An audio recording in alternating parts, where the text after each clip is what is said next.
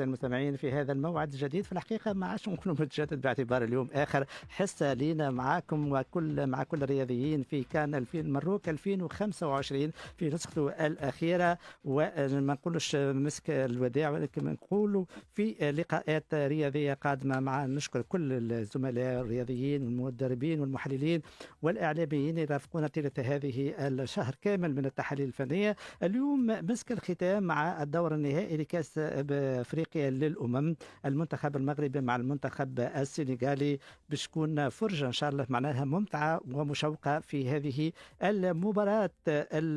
تحليلنا الفني اليوم باش يكون سعيد جدا باستقبال ومرة أخرى صديقنا العزيز المؤرخ والإعلامي والناقد الرياضي المصري محمد جمال الدين إسماعيل. نرحب به على أمواج السفام. مساء الخير أستاذ. مساء الخير يا استاذ ابراهيم، كل سنه وانتم طيبين طبعا بمناسبه نهايه البطوله ان شاء الله، ونتقابل في بطولات تانية ان شاء الله على خير باذن الله. ان شاء الله. هذا اليوم مسك الختام كما قلنا كابتن جمال، ومباراه المغرب والسنغال باش نحكيو الامور الفنيه كيفاش تشوفها كاعلامي في هذه الدوره. ايضا باش نحكيو على كذلك فيما يخص المشاركه المصريه في الكان وتقييمك للدوره من جميع النواحي. مباشره نبداو بالنهائي. كيف ترى مباراه النهائي اليوم في تشكيلة المغرب؟ نذكر بالنسبة بونو، الحكيمي، أجوارد، ميسينا، المزراوي، العناوي، دياز، الخنوس، صابيري، الزلزولي والكعبي. بالنسبة للمنتخب السنغالي باش نلقاو كل من مندي، ذيوف، نياكاتا، سار ودياتا، باب جاي وكذلك إدريسا جاي، كامارا، ماني، جاكسون، وانداي. تفضل الكلمة عندك كابتن.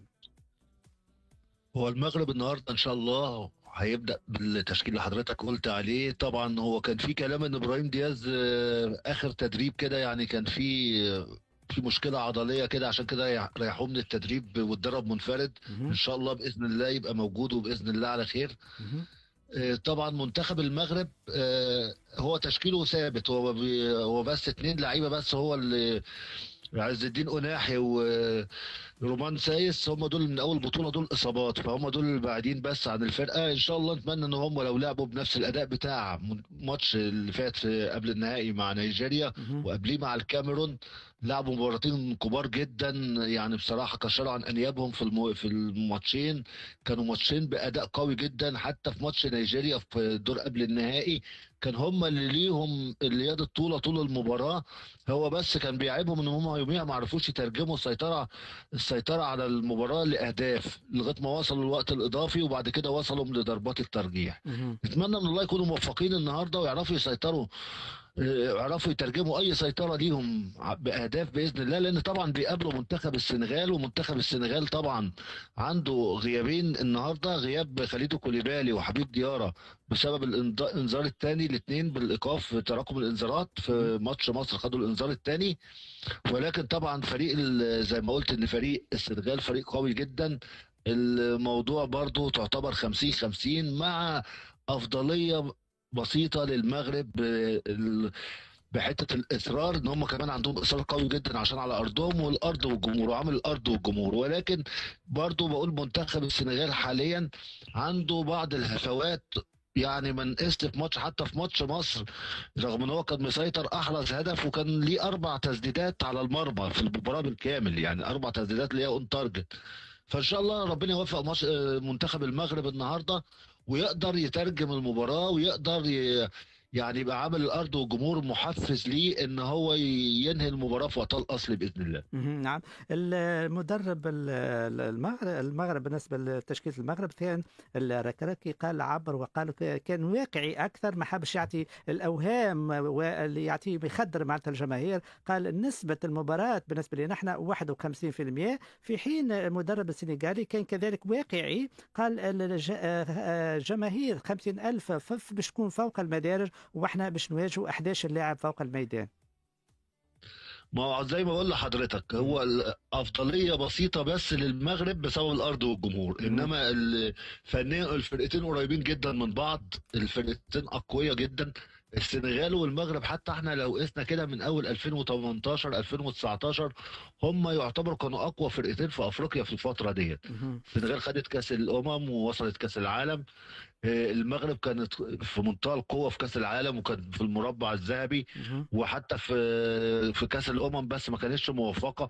فالاثنين يعني الاثنين ماشيين يعني على نفس المستوى خلال الست سبع سنين اللي فاتوا لغاية دلوقتي، وتقريبا نفس هيكل الفريق هو موجود. يعني ماني موجود، كوليبالي موجود، اي نعم مش هيلعب النهارده، هناك برضو بونو، حكيمي، يعني نفس الفرقتين. فعلشان كده زي ما هو ده واقع وده واقع، الاثنين قلقانين من المباراه، لان ما فيش حاجه مضمونه طبعا، حتى لو في عامل الارض والجمهور، ولكن لازم السيطره في الملعب، ولازم هدوء الاعصاب واستغلال الفرص واستغلال انصاف الفرص. نعم. بالنسبة للمنتخب السنغالي كان يحتاج على وصوله إلى الرباط، وقال وأنه كيفاش وصل معناتها في قطار، وكان خلوه في مواجهة مع الجماهير واحتكاك، وكذلك تم معناها تمكينه من نزل ضخم بعد المتمكن من الحصول عليه كان بعد تدخل السفارة السنغالية. تقريبا هذه موجودة في كل التظاهرات والمشاركات. كابتن جمال. هي كانت هفوة وسيطة بصراحة، ويعني ما فيش تنظيم بيبقى 100%، يعني لازم بيحصل فيه برضو دروبات. ده دروب حصل في التنظيم، ان هو هو القطر قطر سريع وكل حاجة، بس هو المشكلة ان ما كانش فيه تأمين كويس على حسب كلامهم، وان فعلا كان بيقول خمس افراد امن بس بيأمنوا البعثة، وكانت في وسط المحطة في وسط الجماهير. وطبعا الجماهير لما عرفت السنغال وهتلعب نهائي، مهم. فالجماهير اتجمعت عليهم، ما حصلش اي مشاكل ليهم اعتداءات ولا حاجة. بس هي حتة الخوف والرهبة من المنظر نفسه، ان هم لقوا نفسهم في وسط الجماهير التونسية الجماهير المغربية اسف لوحديهم. مهم. فطبعا ديت يعني ايه، عملت لهم هلع شوية. مهم. فدي تعتبر هفوة تنظيمية، بس الحمد لله تم تداركها، وبرضو أذاعهم في القنوات مقر الإقامة بتاع المنتخب السنغالي عليه تأمين قوي جدا، ويعني وتحت السيطرة ومفيش أي مشاكل. ويعني هفوة، يمكن دي الهفوة التنظيمية اللي في التنظيم كله في رأيي. مهم. نأخذ ديما نطرح السؤال هو باش يكون رافقنا في المباراة حتى الصافرة النهائية للحكم. هل تعيد الكرة المغربية كتابة التاريخ قاريا، أم ينجح السنغال في فرض واقع جديد على الكرة الإفريقية؟ هذا كابتن جمال السؤال هذا خلوه مطروح حتى نهاية الصافرة النهائية باش نتبعوا المباراة كذلك بأكثر تشويق. نأخذ مع أجواء الكان. خلينا ناخذ شوية قبل ما نحكيو على المشاركة المصرية، خلينا نحكيو على تقييم في هذه. حكينا على التنظيم، كيفاش تشوف التنظيم إلى حد الآن في كان مروك؟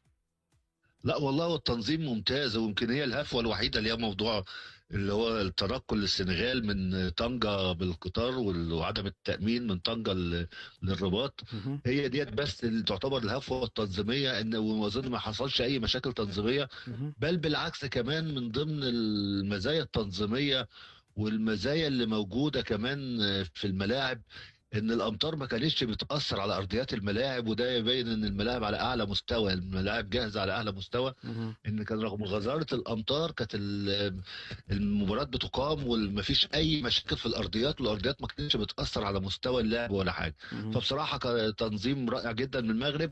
بس بقى انا كمصري ليا عتاب كبير جدا عليهم، على الجمهور المغربي، وعلى حبايبنا طبعا كلهم في المغرب، واحنا اخوات كلنا. مش معنى ان المدير الفني عندنا حسام حسن يعني ان دخل في، يعني اتكلم في التنظيم واتكلم في حاجات احنا نفسنا والمصريين نفسهم، مهم. واغلبيه، لو حضرتك شفت الجمهور المصري واغلبيه الصحف المصريه والاعلاميين المصريين، مهم. يعني ما يعني قالوا لا، غلطوا حسام حسن في ان هو يتكلم كده، وان التنظيم كويس، وان هم اخواتنا، وان هم بيشجعونا من اول البطوله. مش فاهم، مش لازم كل الناس تشجعنا، حتى لو في ماتش بنين كان في كام واحد ما بيشجعوش مصر. وهو الراجل نفسه تدارك الكلام نفسه حسام حسن بعد مهم. كده، وشكر في التنظيم وشكر في المنتخب المغربي وكده. مهم. وبرضه قصة ان في ناس كتبت وقالت على الكرة بتاعت تنزانيا وكده فخدوها. فمش معنى كده حتى هم لو متضايقين من المنتخب المصري يحصل صفارات استهجان اثناء النشيد القومي، النشيد الوطني المصري. يعني بصراحة يعني دي حاجة، يعني بصراحة دي زعلتنا كلنا كمصريين. أكيد. يعني ممكن في الملعب نختلف، وبعدين برضه لو لاعب او مدرب او اداري مش هو مصر، مش هو النشيد الوطني المصري، مهم. ان بتيجي ساعه النشيد الوطني المصري يبقى فيه صفارات استهجان. مهم. انا كان لازم اقول النقطتين دول، لان النقطتين دول مزعلنا جدا. امبارح في ماتش نيجيريا بصراحه زعلتنا جدا كجمهور مصري، لان احنا، انت حضرتك عارف انا كنت مع حضرتك ايام كاس العالم، مهم. وبرضه كنت ضيف مع حضرتك، وشفت كانت فرحتنا عامله ازاي بالمنتخب المغربي في كاس أكيد. العالم، أكيد. والمقاهي في مصر وكله، والوطن العربي كله. نعم أكيد، هذا بالنسبة لي عموما نعم. نتمنى برضو بدون قطع حديث حضرتك، نتمنى ان العقلاء من هنا ومن هنا، عشان ما يحصلش يعني ايه، ما يحصلش توترات اكتر من كده، وان الموضوع يتلم، يعني مشكلة عابرة وتتلم ان شاء الله، لان احنا اخوات قبل اي حاجة. نعم، احنا في العربية نقول الشاذ يحفظ ولا يقاس عليه، هذا أكيد. وأنه في كل البطولات كما سوء التنظيم، عديد بعض النقاط السلبية نتجاوزوها بالأخوة متاعنا العربية الإسلامية. غياب المفاجآت في الدورة، ما فماش حتى منتخب كابتن جمال كان هو مفاجأة للمتابعين المعلقين والناقدين في هذه الدورة. لا، هي الدورة دي خارج أي مفاجآت، مم. يعني مم. الدورة ديت ماشية يعني الكبير كبير فيها، يعني الفرق المستوى الأول هي اللي كملت ووصلت لغاية ما وصلنا لدور قبل النهائي، نعم. برضو المستوى الأول أقوى الفرق لغاية النهائي. ما حصلش أي مفاجأة. كان دايما بيبقى في في بطولات بيطلع منتخب يعني ما كانش ليه ماضي كبير في بطولات كأس الأمم، ويبقى ليه مفاجأة في البطولة. المفاجأة دي كانت خارج أي مفاجآت. مهم. مهم. فيعني كانت ماشيه، يعني ماشيه واقعيه ومنطقيه اكتر من اي حاجه، مهم. عكس كره القدم ما فيهاش واقعيه ومنطقيه في كل شيء يعني. نعم، وهذا هو المنتظر. كرة القدم ديما فيها المفاجآت، لكن الدورة هذه يقول بعض المحللين وأنه كان هذايا باش مباشرة بتشوفها وتخرج من الذاكرة، ما عادش فمك الحديث هكا شفتك المنتخب الفلاني كان مفاجأة، شفت المدرب كيفاش، ثم لاعبين باش يبرزوا، ثم حراس باش يبرزوا، يقولوا وأنه باش تخرج من الذاكرة الرياضية مباشرة، والناس الكل باش تستعد وتنتظر المونديال. بالظبط كده. هو يعني ما طلعش حد مفاجاه، بس هي تعتبر فعلا اعداد المونديال. هو ممكن برضو ابراهيم دياز يعتبر هو من النجوم الجديده، يعني يعتبر نجم جديد في انه لسه في اول مشاركاته في الكان، ومن احد اهم نجوم الكان.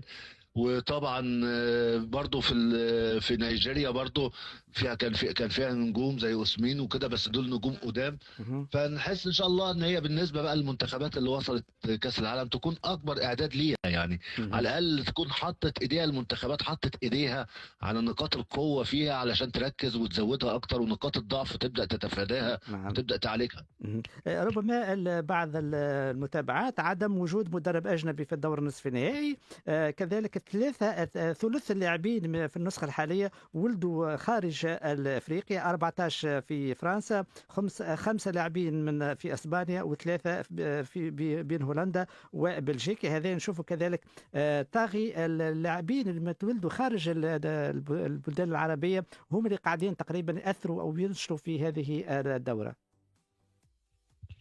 هو بقى لنا فتره دلوقتي الاتجاه عموما بالذات في منتخب المغرب ومنتخب الجزائر اكتر من تونس ومصر وليبيا، يعني بالنسبه مهم. للمغرب العربي، ان مهم. دايما اللعيبه اللي هو مزدوج الجنسيه اللي هم من اصول مغربيه، من اصول جزائريه، مهم. وديت بانت قوي واللي هم اتكونوا بره في اوروبا واتولدوا في اوروبا واتكونوا كتكوين رياضي وكروي في اوروبا، وبيلعبوا في انديه اوروبا، ان هم بينضموا لمنتخباتهم. وبصراحه هم برضو احداثوا الفارق يعني. مهم. برضو التكوين واللعب في اعلى الانديه يعني والتكوين بالذات حته تاسيس اللعيب فرق كتير جدا، وخلى المستويات كلها قريبه. مهم. ويمكن احنا شفنا المغرب استفادت من الموضوع ده مثلا في كاس العالم أخير. 2022 اللي فات، مهم. يعني مهم. اللعيبه فرقوا معاها كتير. فعلى فكره هي حاجه كويسه، مش وحشه، لان هو اصوله، ما هو اصوله مغربي، اصوله جزائري، اصوله مصري، اصوله تونسي، اصوله ليبي، نعم. يعني ما هو. ماذا عن اللاعبين المصريين المولودين خارج مصر؟ وينهم؟ ينشطوا؟ موجودين مش موجودين؟ ربما تعطينا فكرة كابتن جمال.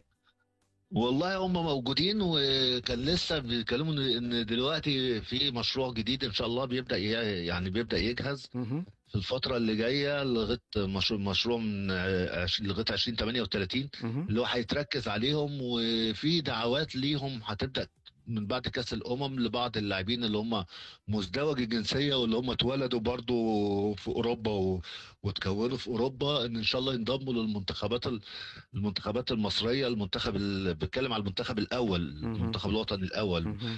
غير منتخب الناشئين. في بعض اللعيبه انضمت قبل كده في منتخبات الناشئين، مهم. وفي لعيبه تانية برضو بتنضم، بس ان شاء الله المنتخب الاول باذن الله هيبدا يحصل حصر ليهم باذن الله ودعوتهم، وان شاء الله يكونوا اضافه للمنتخب المصري نعم، باذن الله في الفترات من القادمه. نقاط قوة الرياضة في المصرية هو أنه التكوين في داخل مصر. كل الأبطال على مستوى العالمي الأفريقي كلهم معناها نلقاوهم بيتكونوا معناها التكوين، وهذه نقطة من الإيجابية ومعناها تشكر عليها السياسة الرياضة في مصر. نمشي واحنا دخلنا على مصر، نمشي على الأهرامات. كابتن جمال، الأهرامات المرة هذه في الأربعة في المركز الرابع للمرة الرابعة، المنتخب المصري ينهي كان في المركز الرابع.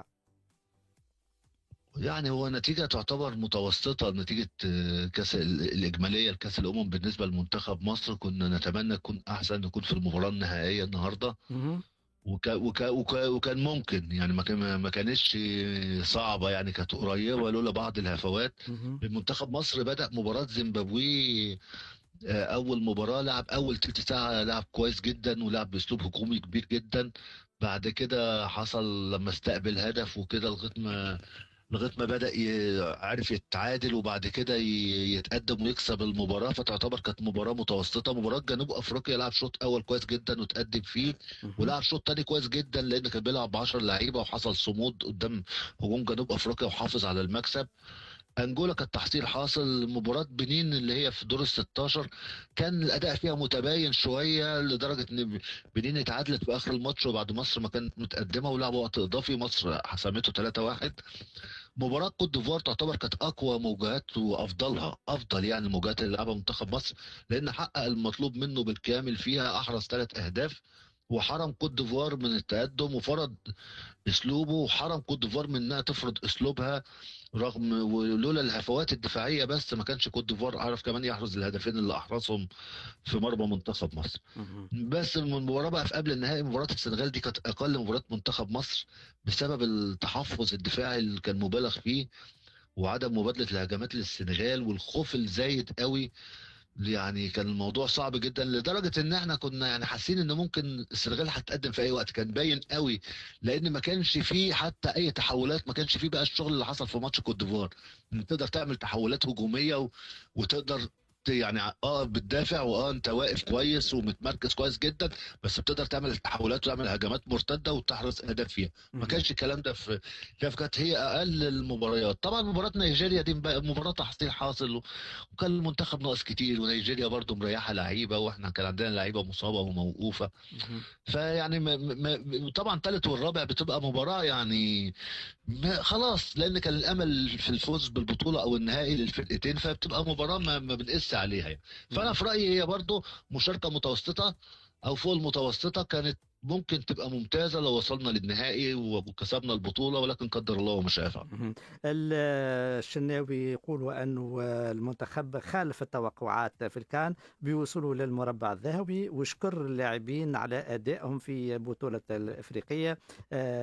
هذايا من نجم نقولوا معناها كابتن الشناوي أكيد، وأنه باش يكون في المستقبل الحارس الحارس اللي عوضه في يوم أمس كابتن مصطفى اللي واقف مصطفى امبارح، شوبير. مصطفى نعم. شوبير. والله وما زال الشناوي برضه حارس كبير، وفي احمد الشناوي كمان كويس، في مصطفى شوبير، في محمد صبحي، مهم. في ابو جبل ما لعبش البطوله ديت لانه كان مصاب وراجع من اصابه قبل كده، ورباط صليبي. كان موجود قبل كده وكان ويمكن قدم اعلى اداء في 2021. مهم. ففي حراس كتير في مصر كويسين وكل حاجة. هو طبعا دي تصريحات الشناوي بتبقى تصريحات تحفيزية وتصريحات لرفع الروح المعنوية. انما طبعا منتخب مصر المفروض داخل بطولة، هو داخل هدفه الاول ان ينافس على البطولة، مش اكبر امانين يوصل للدور قبل النهائي يعني. هي ساعات بتبقى كده برضو زي ما قلت لحضرتك قبل كده، تصريحات تحفيزية زي ما عملها قبل كده المرحوم الكابتن محمود الجوهري مهم. ايام بوركينا فاسو قبل البطوله، عشان برضو يهدي اللي قدامه المنافسين، وفي نفس الوقت ايه معنويات لعيبته، ما يبعد الضغط عن لعيبته. برضو الشناوي كلاعب كبير ومن كباتن الفرقه، هو بيقول التصريح ده اللي يهدف فيه كده. انما لا طبعا مصر غير مقبول انها تفرح بانها وصلت الدور قبل النهائي. لا، منتخب مصر موجود في بطوله لازم يكون داخل ينافس في بطوله قاريه، لازم يكون داخل ينافس عليها. مهم. هذا الاقتناع الجمهور الرياضي المصري اكيد، لكن الواقع شيء اخر. كابتن جمال، نتصور انه المنتخب المصري قاعد يبني في المنتخب باعتباره انه تشريك اللاعبين الجدد، وكانوا اثبتوا جدارتهم بالانتماء للمنتخب المصري في هذه الدوره. هو طبعا المنتخب المصري الفترة اللي جاية محتاج برضو بعض إحلال وتجديد، لأن في مشكلة دلوقتي إن برضو متوسط الأعمار كبير شوية. يعني مهم. في مجموعة كبيرة بدأت من أيام كأس ب 2017 مع هيكتور كوبر، ومستمرة حتى الآن. مهم. وأغلب القوام اللي موجود دلوقتي كان موجود في 21 في 2021 مع كارلوس كيروش. فطبعا هيبدأ يحصل احلال، بس عشان يتعمل طبعا احلال وتجديد مش هينفع يتعمل قبل كاس عالم على طول، وما بينفعش يتعمل احلال وتجديد مره واحده. فزي مثلا ما دخل محمود صابر ومهند لاشين طبعا موجود من قبل كده بدأ يخش. حسام عبد المجيد يعتبر جديد برضو على القوام الرئيسي للمنتخب. مصطفى شوبير حارس المرمى جديد. فبتبدأ الامور كده. اسامة فيصل اللي هو راس الحربة اللي لعب بيعتبر برضو من اللعيبه الجديده. فبتبدا كده الاحلال والتجديد بيبدا واحده واحده، لان طبعا في دلوقتي منافسات كتير، زي يكون عندنا كاس الامم، عندنا كمان شهور بسيطه كاس العالم. فمش هينفع يعمل احلال وتجديد مره واحده، فلازم يبدا يضخ الدماء الجديده ديت. يعني ايه يعني على فترات كده. مهم. المنتخب المصري جاهز لكأس العالم، بداية بزوز مباريات ودية، بمباراة في السعودية يظهر لي، ثم مع بلجيكا أو أسبانيا عفوا. اه ان شاء الله باذن الله، ده في شهر مارس القادم باذن الله. مهم. ونتمنى بقى يبدا الجاهزيه مظبوط بقى باذن الله لكاس العالم، ويكون بان قدامنا الدفوات اللي موجوده في المنتخب، اللي يبدا المنتخب يتفاداها الفتره اللي جايه. وبرضه زي حضرتك ما قلت ان فعلا في لعيبه بدات تفرض يعني مستواها، ومستواها ظهر كويس جدا في البطولة من اللعيبة الجديدة. ممكن تاخد فرصة أكتر فأكتر، ممكن تبقى من القوام الأساسي في المستقبل أو في كأس العالم إن شاء الله. مهم. واحنا باش نختموا في فقرتنا اليوم ونحكيوا على مصر، ما نجموش نحكيوا على مصر وعلى كابتن جمال وننساو الزمالك. والله الزمالك. والله الزمالك حالته صعبة شوية اليومين دول، عنده شوية مشاكل، يا رب يعرف يطلع منها. عنده مشاكل إدارية كبيرة جدا في دلوقتي. يعني إن شاء الله أكيد هيبقى فينا انفراجة ليها، والإدارة تحاول يعني تشوف حلول للمشاكل دي، لان في مشاكل كتير وراها ايقافات قيد وكده. اكيد هيشوفوا لها حلول، واكيد هيحصل حلول لي فيها. يعني ما اظنش ان حد هيسيب الزمالك يعني ينهار زي ما هو منهار دلوقتي او اكتر من دلوقتي. نتمنى من الله ان شاء الله ان يبقى في انفراجه قريبه جدا لاحوال الزمالك. انما لا، حاله دلوقتي لا، الحال بعيد جدا عن مستواه الطبيعي، او عن كيانه الطبيعي. أكيد في المثل يقول الأسود تمرض ولا تموت، وأكيد الزمالك من أكبر الفرق الأفريقية. خلينا نقول تاريخ، نتائج، إنتاج لاعبين، إنتاج المدربين، عديد الكؤوس البطولات والكؤوس الأفريقية. أكيد نتمنى له كان النجاح والتوفيق. كلمة أخيرة كابتن نختم بها فقرتنا اليوم وآخر حلقتنا اليوم، نتيجة المباراة النهائي. ان شاء الله المغرب باذن الله، باذن الله المغرب والجمهور المغربي ويفوزوا بعد يعني عندهم مشكله كبيره مع البطوله ديت من 76.